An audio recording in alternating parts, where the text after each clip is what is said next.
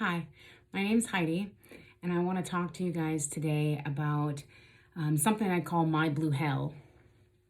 This is going to get uncomfortable for some, definitely more uncomfortable for some than others, but this is something we need to talk about now. And if you're in law enforcement or any type of first responder, you need to listen in. You know, we talk about vetting the people that we hold near and dear and close to our heart and trust and all that. And there's one organization out there that has been lying to you and gaining your trust at quite a decent speed, if I do say so myself, in spite of everything I know. But that's because I've been quiet. Why I've kept quiet for so many years, I don't know. I don't like causing waves. I just wanted it gone, but I can't do it anymore. I am a widow of a deputy sheriff who took his life October 20th, 2016. I am also a victim of Karen Solomon, the president and co-founder of BlueHelp, a national non-for-profit organization that ostensibly helps officers and families of suicide in need. Officers who are saying that they're suicidal or exhibiting signs, they're supposed to help them.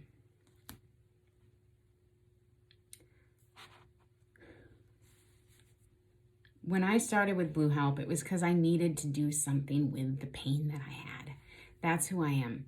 I don't want to sit and wallow in my own sadness and think about it. The best therapy is doing for others. And that's how I've raised my children. And that's how I was raised. And you just got to get out of yourself, and help others. One of my big things when I signed up to be with BlueHelp and agreed, was a project called the Honor Boxes. And the idea was that for every officer who took his life, we would send that family a care package, which sounds silly. It's a small thing, they get some snacks and soaps and toilet paper, what have you. And it's catered to the family. So if they've got 5 kids, we're going to make sure there's enough for 5 kids. And we kind of estimated the boxes to be between $100 and $150. And thank God, being a non-for-profit, thank God there are so many generous people out there because we raised a ton of money for this. And I was happy. I was excited. Because I received one of these boxes, not from BlueHelp, but from a friend. And that's where the idea was born, I received one of these, so I knew what it felt like. It felt so good when I was on the board and the 3 times that I sent out boxes to families and to one police department. It really did feel good. But there are a lot more that were supposed to receive boxes. But when I asked for the money for the boxes, I got empty pockets. Karen didn't have any money for it. She used the money for other expenses within the organization, despite the fact that those monies were specifically raised and asked for with the intent of honor boxes. She did what she wanted with them. She said she's put the money back at this point and that no misappropriation of funds had occurred, but yet they did occur, and that as an organization, a newly formed non-for-profit, they're allowed growing pains. So I suppose for Karen, and not for any of us else that live in the general population, ignorance to the law is an excuse, so she's okay. She's allowed a growing pain. In September of 2017, we were gearing up for our very first conference, and Karen was $6,500 short of the funds she needed to make this happen. So what did she do? She came to me. She asked me for a loan for $6,500 so she could put on this conference. But I trusted her. I believed her. She had, proof to show that I was going to get the money back the next month. I knew she was good for it, so it wasn't a big deal. I was supposed to get it back the next month, and that was in September. I got it back in April, the very end of the next April. And that wasn't until after I resigned. In an email that I had sent her, On April 17th, I said, hey, did you find out about that check?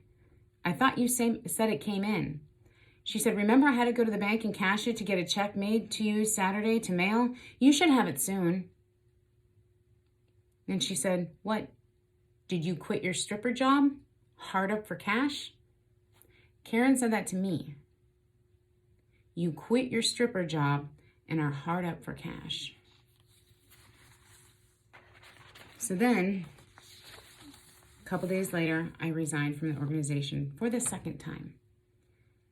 And she finally sent half the payment. And she said, in case anything goes wrong with the check I mailed, I don't want you to go hungry. We've had zero luck with the mail to date. So she sent me $3,000 via PayPal. She didn't want me to go hungry. I suppose I may have since I quit my stripper job. It's another reason I resigned from this organization. They use people. They cherry pick who they're going to use. They take our stories and air them out in our most vulnerable times. There isn't a woman, a man, or anybody within the first 2 years of such a loss that should get up in front of a camera and air out everything. Maybe on their own free time, their own, Facebook or something like that. But for Karen to lure these people in and then give them this public forum to just sit there and air out all that pain and all that, it's a bad idea. Trust me, I know. Another reason I left this organization is because, again, they are supposed to be helping officers and their families in the most dire situations. If you call up BlueHelp today and say, my husband is exhibiting suicidal tendencies, I think he's going to kill himself, please help, where can I go to get help? They should be able to direct you to an appropriate care facility. But if you ask Vanessa, my friend Vanessa, who I'm not going to speak completely for her, but I do have her permission if I needed to. Vanessa did that. She reached out to Karen, and guess what? It fell on deaf ears. Shortly thereafter, Vanessa found herself in a domestic situation where a gun was placed to her. Her children were assaulted. She was assaulted. And Karen turned her back. Long and short, Vanessa's husband did finally receive the appropriate attention and care he needed. No thanks to BlueHelp. Not at all. In fact, BlueHelp then chastised her after getting her husband help.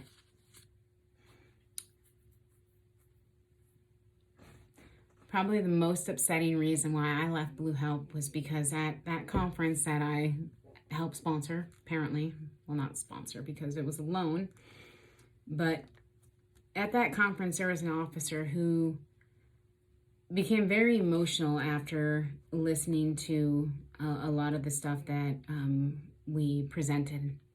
And he was expressing that he felt suicidal. He wanted to die. And you would think that Karen and all of her cohorts there would have had something in place, an idea, if this happens, we're going to get local law enforcement involved, we're going to call a counselor, we're going to get, he needed help. And I am so disgusted to tell you that he didn't get help. Karen, who has not one credential behind her to support any sort of counseling capabilities, took this man from the facility, walked him around the parking lot for, I don't know, probably half hour, until she said, nah, he's good.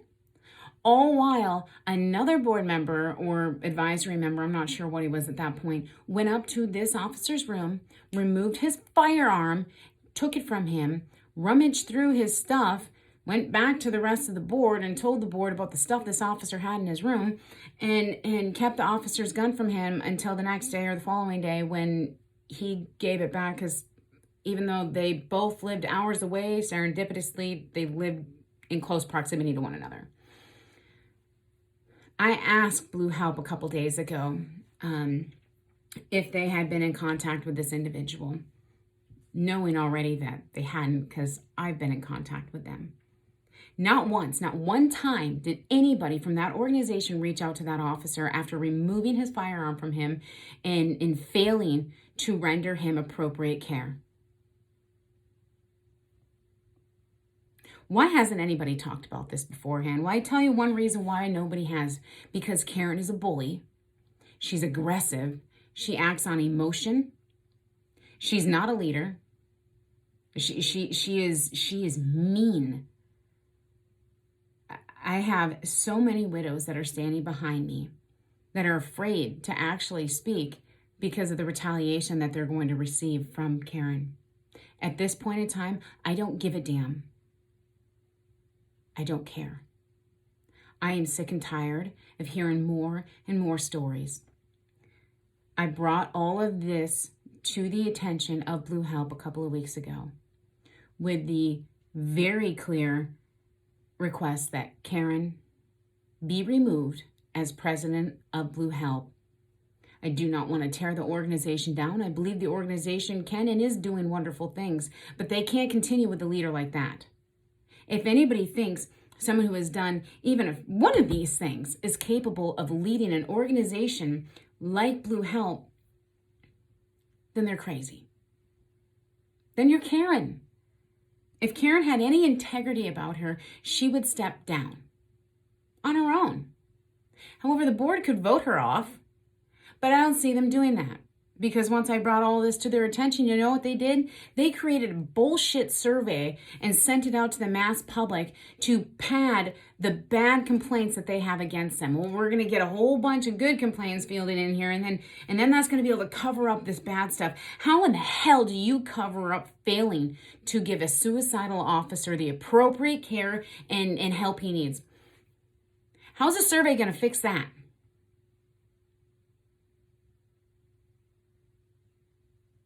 How's a survey going to fix Karen taking $6,500 from a widow?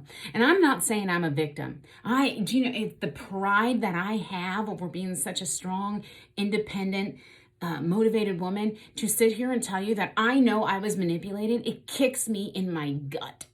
I hate it. But I have to call a spade a spade. And I was used. And if you're believing in BlueHelp and believe that Karen's a good person, you too have been manipulated and are being used. I stand firm in my position and request. You may call it a demand. I don't know. I didn't want to do any of this. I didn't want to talk about all this. I didn't want to air it all out. That's why people never talk about bad things, because it's always a fight. Why do you think we have such an issue with suicide? Because if an officer comes forward and says, this is wrong, this happened in my life, and this is really wrong, this is what we're met with. You can't get anywhere without somebody fighting you back, even though you have it in black and white how wrong you've been treated. That's why all these women who have ever accused anybody of an assault wait years, when it's a high-profile person, wait years to come forward because they're afraid. They're afraid of the fight. I tell you what, I've been afraid of the fight. It's been a couple of years, and I was afraid of the fight because I've had a fight since he left. I'm tired of it. I am not going to stand by one more minute and not scream from every platform I have about what is going on with this organization.